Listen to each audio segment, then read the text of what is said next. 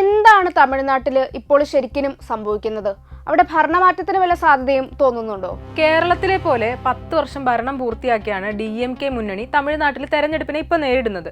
ഈ ജയലളിതയെ പോലുള്ള ഒരു നേതാവ് പ്രധാന പ്രതിപക്ഷ പാർട്ടിയായ അണ്ണാ DMK നയിക്കാൻ ഇല്ലാത്തതാണ് സ്റ്റാലിൻ അവിടെ ഭരണ തുടർച്ച നൽകിയിരുന്നത്. എന്നാൽ ഇപ്പോഴത്തെ സ്ഥിതി അതല്ല. സൂപ്പർ താരമായ ദളപതി വിജയ് സിനിമയോട് ഗുഡ് ബൈ പറഞ്ഞ് രാഷ്ട്രീയ പാർട്ടി രൂപീകരിച്ച് തെരഞ്ഞെടുപ്പിനെ നേരിടുന്നത് തമിഴ്നാട്ടിലെ പ്രവചനാതീതമായ തിരഞ്ഞെടുപ്പിനാണ് വഴിയൊരുക്കിയിരിക്കുന്നത്. ഈ ശക്തമായ ത്രികോണ മത്സരമാണ് തമിഴകത്ത് എന്തായാലും നടക്കാൻ പോകുന്നത്. ഈ ഭരണപക്ഷമായ DMK മുന്നണിയും അണ്ണാ DMKയും BJP ഉൾപ്പെടുന്ന NDA മുന്നണിയും തമ്മിലാണ് കഴിഞ്ഞകാല തിരഞ്ഞെടുപ്പിൽ ഏറ്റുമുട്ടിയത് എങ്കിൽ ഇത്തവണ ഈ രണ്ട് മുന്നണികളോടും ഏറ്റുമുട്ടാൻ വിജയ് രൂപീകരിച്ച TVK എന്ന പാർട്ടിയുള്ളത് ഈ സകല കണക്കുകൂട്ടലുകളെയും തെറ്റിക്കുന്നത് തന്നെയാണ്. ഈ വലിയ അത്ഭുതമായിരിക്കും തമിഴ്നാട് തെരഞ്ഞെടുപ്പിൽ സംഭവിക്കാനും പോകുന്നത്.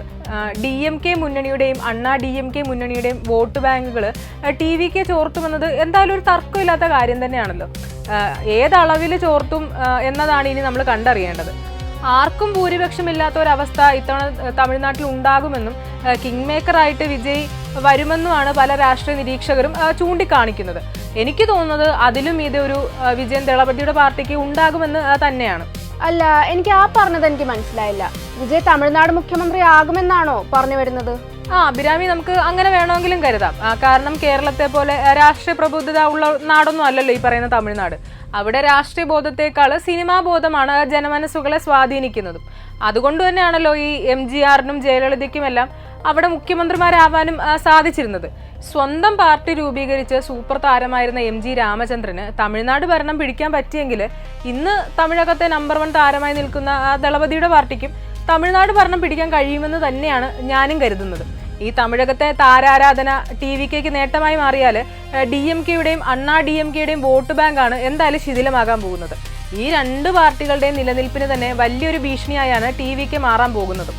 എന്തായാലും അഭിരാമി നോക്കിക്കോ, ഈ തെരഞ്ഞെടുപ്പിൽ തന്നെ നമ്മൾ ആ കാഴ്ചയും കാണും. അപ്പോൾ ഈ TVKക്ക് ഒറ്റയ്ക്ക് എങ്ങനെ ഒരു മുന്നേറ്റം ഉണ്ടാക്കാൻ സാധിക്കുമോ?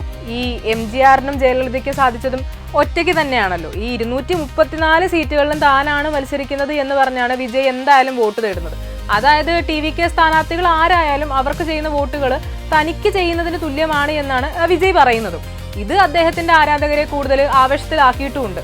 പിന്നെ മറ്റൊരു കാര്യം നമ്മൾ മനസ്സിലാക്കേണ്ടത്, ഈ DMK മുന്നണിയുടെയും അണ്ണാ DMK മുന്നണികളുടെ സ്ഥാനാർത്ഥികളെ പ്രഖ്യാപിക്കുന്നതോടുകൂടി ഈ മുന്നണികളുടെ അസംതൃപ്തരുടെ വലിയൊരു കൂട്ടവും TVKയുടെ ഭാഗത്തെത്താനുള്ള എല്ലാ സാധ്യതയും ഉണ്ട് എന്നത് തന്നെയാണ്.